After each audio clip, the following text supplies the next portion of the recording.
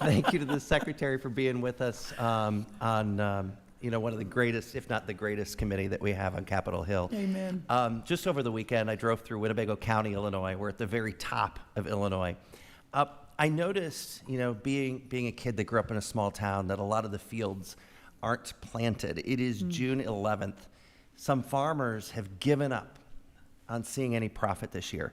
Mr. Davis and Mr. Moore touched on input costs going up, just general costs going up, but it's also costing our farmers when the USDA extension services are reduced or canceled. We're failing to open up foreign markets for export. The USDA is cutting programs like conservation, rural development, technical support, and the result, our smaller hometowns are not doing better today, and they're losing faith. Farmers are being hit really hard. And back home, those family farmers, they don't want a handout from the administration. That's right. They want agriculture to work. Yeah. And I'm also struck that the administration, in your testimony, you have omitted any mention of changing climate. It's no surprise here. I've studied meteorology for the better part of the majority of my life. It's one of my life's loves to communicate how our environment is changing. And you can't tell farmers that climate change is a hoax because they know you're lying to them. I've seen the weather records on family farms. It's harder to farm today than it ever was before because the game is changing for them. So when you fail to acknowledge what they're dealing with and the administration says it's a hoax, too many of our farmers, they can't quit their jobs like I did to come to Congress. They quit their life.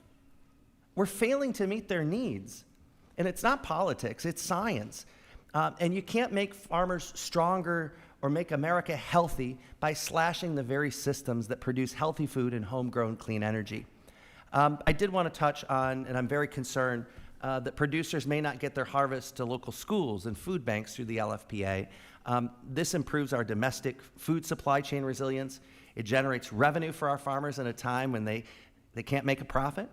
A program that ensures healthy food gets to those who need it most. The Midwest Food Bank in the heart of Illinois provides fresh local food to 288 organizations. The Northern Illinois Food Bank provides more than 900,000 meals through their program. This administration's decision to cancel LFPA is a blow to local farmers, to families in need, and the institutions that serve them. In your testimony to Congress, you've mentioned repeatedly that this is COVID era. But while the pandemic is largely over, we still have this uncertainty in Middle America. And now rural America is given more uncertainty as farmers see these beneficial programs go away. Kids nowadays say they get the feels when something feels good. Farmers grow corn and soybeans back home. They raise cattle.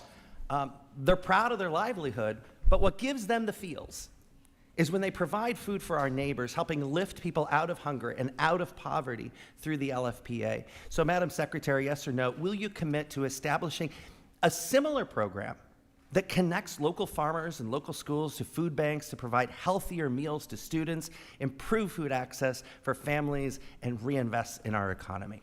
We are really, I know yes or no, but forgive me.